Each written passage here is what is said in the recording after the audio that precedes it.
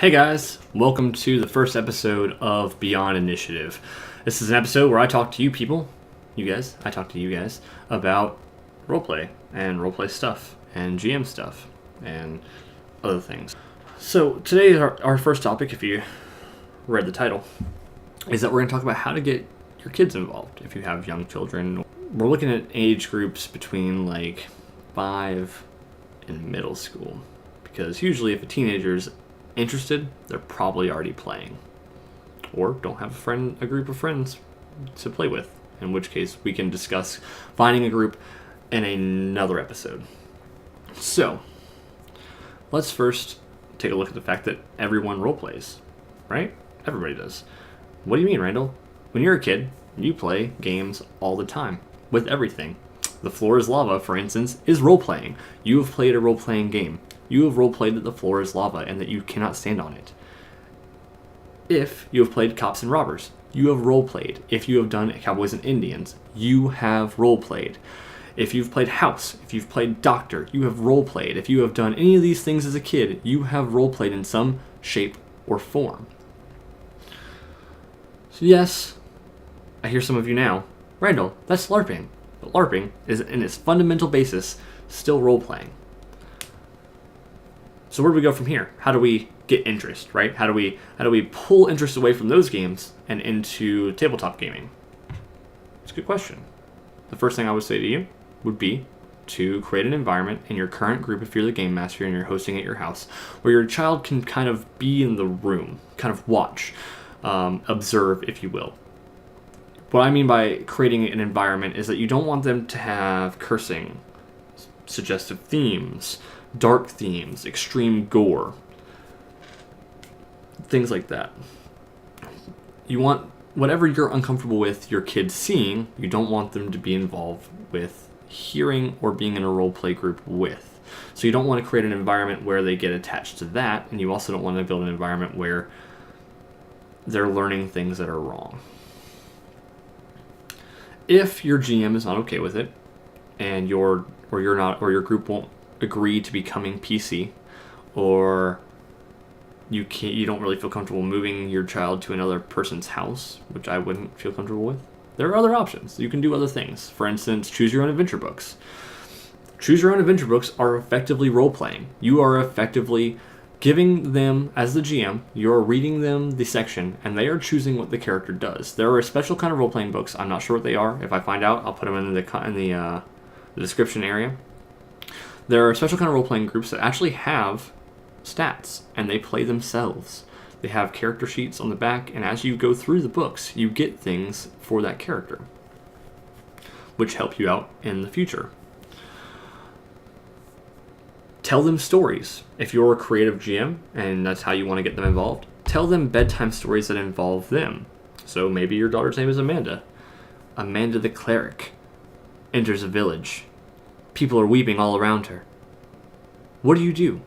Ask her what she... Ask Lady Amanda, the Knight of the White Flower or whatever. Random stuff. Ask him or her what they do in this situation. And it will progress into a role-playing storytelling environment. Have a gaming house environment as the last thing I would say to kind of get them interested. And when I say gaming, I don't have my controller up here. I don't mean video gaming. I don't mean sports, but sports are good. We might do another episode on that later. Sports are important. Like, doing stuff is important. What I mean is things like that, right? Because what are you doing there? You're already communicating, you're rolling dice, and you're having fun. Unless you're playing Monopoly, in which case you all hate each other. I don't know why I picked that game to begin with. You're lousy. So if you've done all these things, right? And that's all I can think of to help. I'm not sure what you guys can think of, but it's all I can think of. If you've done all these things, and it doesn't work out, and it's not seeming to really, pique their interest, well, then you got to look at not forcing it. There's a possibility that your child is not into the same things that you are, and does not have any interest in what you're doing. Despite the fact that young kids look up to their parents and kind of idolize them, there's a chance that they're just not interested in that for whatever reason. And they're their own person, and if you try and force it, it's going to put stress on that. Not only will it put stress on that, but it will, if in the future, like I said, teenagers, that's when I got into it. Teenagers, if they're interested in it, they'll already start playing. But if you force it, you might kind of ruin that in the future for them, because you'll put a bad taste in their mouth. Kids, I never really forgot anything that was done to me. It's always back here. Just, allow it to be natural. Allow it to be just a fluid movement of fun. So what do you do if your child shows interest? That's the next logical step. If the child shows interest, what do you do? Well, first thing you have to do is, if you're the GM of a group and you're hosting at your house, or if you have a GM that's hosting at their house, you need to have a discussion. Discussion is really important, because you need to discuss whether or not the group is comfortable with having a child at their table. And why is that important? Well, it's because the role of the game master is for everyone to have fun. If you're the game master, the role of your job is to make sure that everyone is having fun, not just you and your kid. If the game master, and it's not you, agrees, and you're completely willing to travel across the town with your kid, have him sit at a table with your friends, then you need to be aware of having an exit plan. Because old habits die hard, and if your group is very non-PC and very cussy and very argumentative and have themes and say things that are a little adult, then you need to have an exit explanation. You need to have an exit explanation. And here's why. Your kid may absolutely love that gaming group. And what you've done is you've brought them into an environment where they love the game, the group's okay with it, but something's not right and something's being tainted. Right? Something's altering the way you saw the upbringing of your child. You need to have an explanation of why you're pulling out of that group, or why you're pulling your kid out of that group. You don't necessarily have to go, but you need an explanation for your child and an explanation for your friends. You don't want your friends to feel like you don't trust them around your kid, and you don't want your child to feel like you've just taken away something that's important to them without reason, right? Heavy stuff, I know. If you cannot get an agreement from your GM or your group, or you have to pull out for whatever reason, see if your son or daughter has friends who may be interested. When I was in middle school, we played every Saturday night at a friend's house on Saturdays, every Saturday night, from about 7 p.m. or 8 p.m. to about 1 in the morning. His stepdad did it every Saturday night. It is possible to do that with kids of any group, but there are some key things that we need to talk about first. Parent involvement is the number one thing.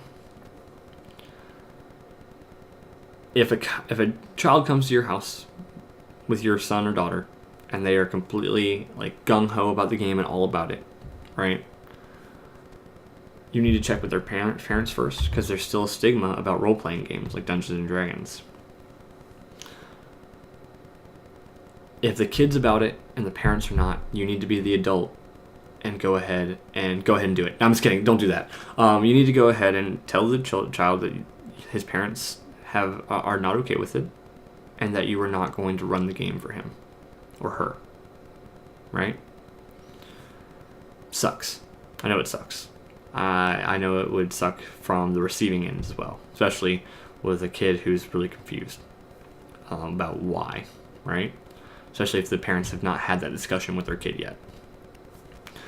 So that's another thing you should probably bring up before you even talk about it, is having that discussion with somebody's parents before they even get brought over to play. You need to have that discussion with your child. Be like, not everybody likes this game, so not everybody's gonna be allowed to play. And if they ask why, you need to tell them it's not because of you. That it's, some people have a misconception about the game, and that it happens, and that we have to respect their beliefs, right? We don't have to like them, but we have to respect them.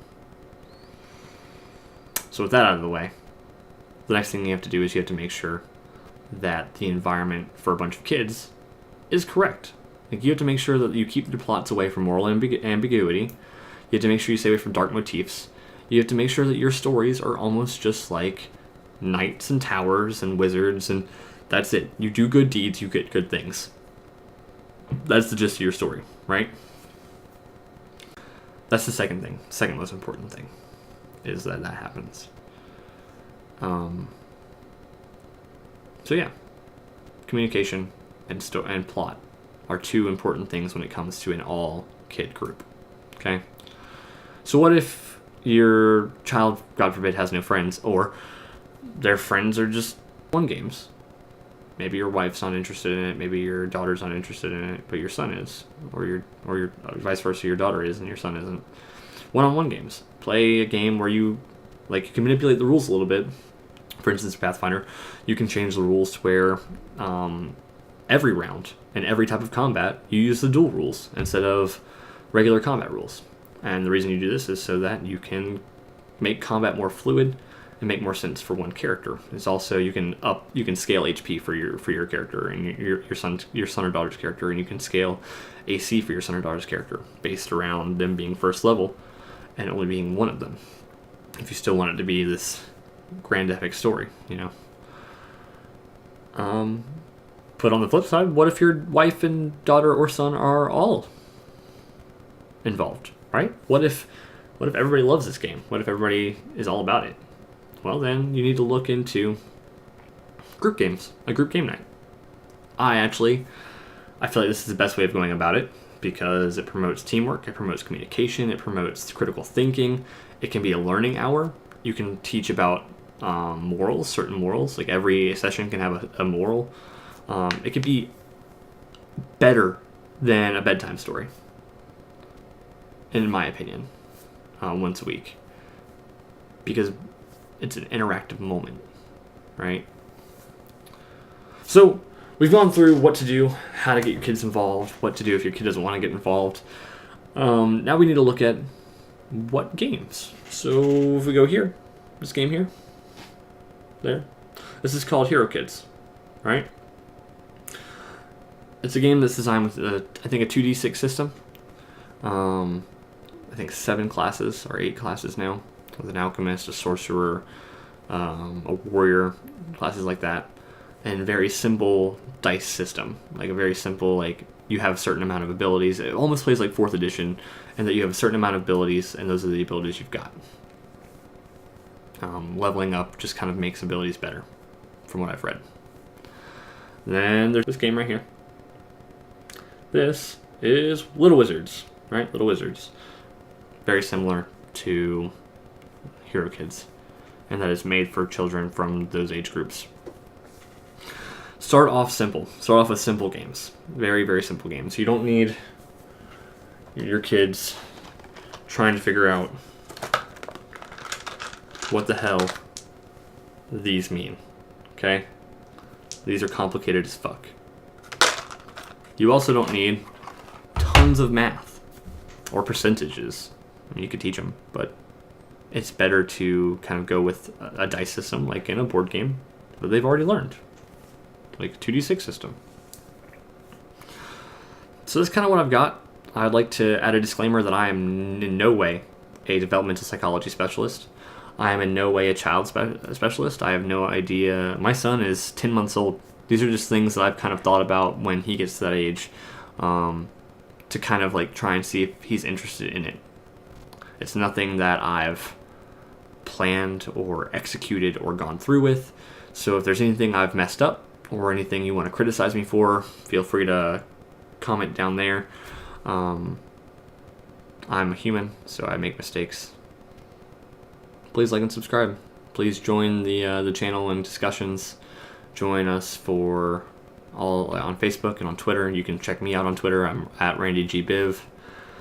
And thanks for coming. This is Beyond Initiative. Next week we'll be talking about Mutants and Masterminds characters, because it was brought up by a friend of ours who watches the show how to do it. And I'm more than willing to explain that convoluted crap. Deuces, guys. Stay excellent.